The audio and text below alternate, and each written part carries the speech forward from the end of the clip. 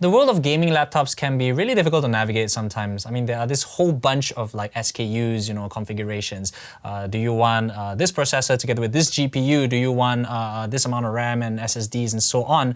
And I was in the market myself for a gaming machine, and yeah, it can be really, really annoying. But the AMD-powered Acer Nitro 5 kind of takes care of this because there's a little bit of something there for everyone.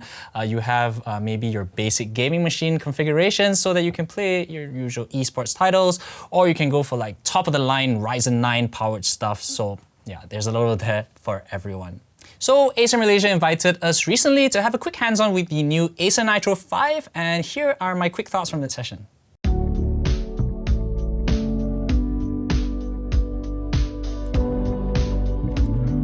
The Acer Nitro 5 has always been about specs on a budget, and while that's still true here with the latest version, Acer has really pulled out the stops with some pretty top-of-the-line specs for the Nitro 5.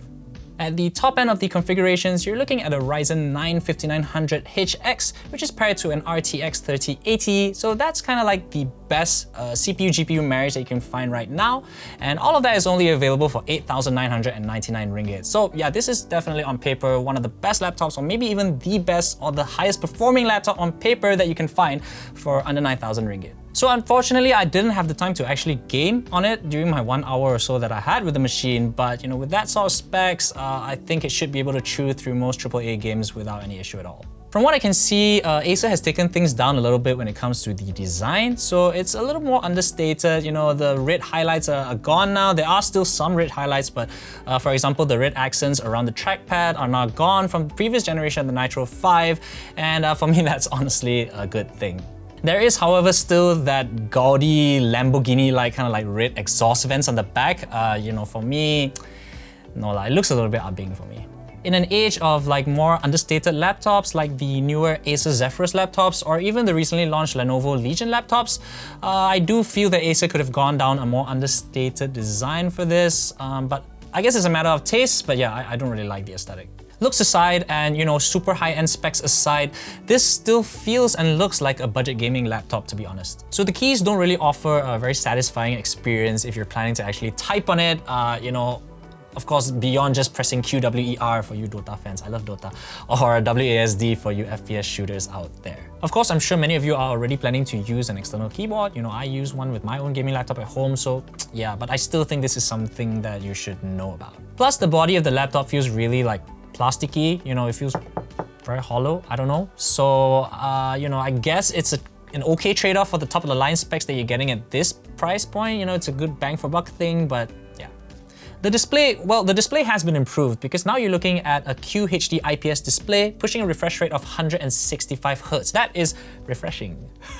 Sorry, that's good. From my brief time using the display or the laptop and the laptop's display, everything looks good, viewing angles are decent, everything feels really buttery quick, and I don't have any complaints there, it's generally a good screen. Every other spec that the Nitro 5 has is up to par with the best of them in the gaming laptop market. Stuff like up to 32 gigs of DDR4 RAM, 1TB NVMe SSD, and of course like Wi-Fi 6 and Bluetooth 5.0 and so on. There's also an additional HDD slot, although I personally would have preferred another M2 slot instead, but yeah.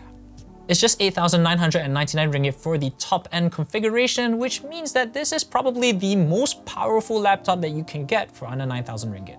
If you look at the recent Lenovo Legion laptops that have just been announced for the Malaysian market almost at the identical time as the Nitro 5, the options only go up to the Ryzen 7. It's still a Ryzen 5000 series chip, but it's a Ryzen 7, and that's mated to a maximum of the RTX 3070, so there isn't even a direct comparison or a direct equivalent from Lenovo here.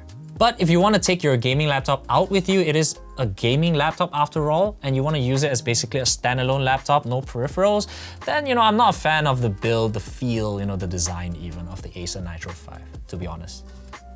I use a slightly older Legion 5 as my gaming machine, and even though hardware-wise it's inferior, or rather component-wise it's inferior, it still feels like some of the smaller touches that Lenovo has done, like backward-facing ports, or like even how the keyboard, I think they call it True Strike.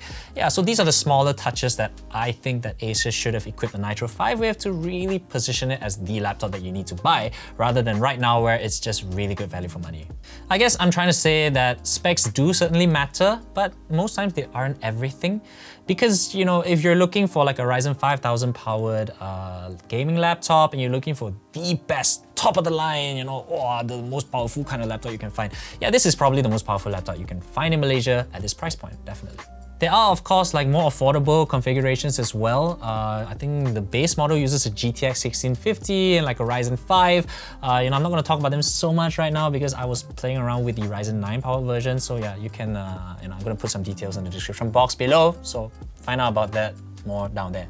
On another note, I found out that this is actually the first time that we're seeing a Ryzen 9 level kind of processor, 165Hz refresh rate, and an RTX series GPU on a Nitro laptop. So, you know, I did wonder, like, why is Acer even trying to like cannibalize their more premium gaming laptop series like the Predator, for example? But Acer tells me it's because of a great partnership with AMD. I don't know exactly what that means, but I think it's pretty cool that you have Ryzen 9 options on the Nitro now, and as I said, there's a little bit of something in there for everyone.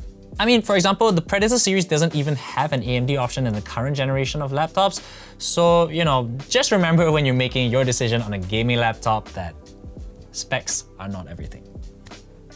Okay guys, I hope that you enjoyed my quick thoughts on the Acer Nitro 5. Don't get me wrong, I know I banged it a lot, but honestly I think it's great value. I think Acer has you know, provided a really interesting gaming laptop for a lot of you out there who want the best machine that you can find, and it's in a laptop. But you know, I do think that there are a lot of areas that they can improve, but you know, if you disagree with me, feel free to let me know in the comment section below. If Acer disagrees with me, feel free to leave the comments in the description box below. You can call me.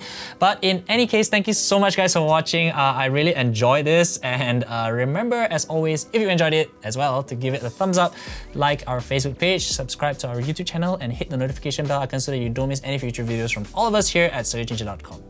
Alright, so this is Nick and Zach signing off. Bye.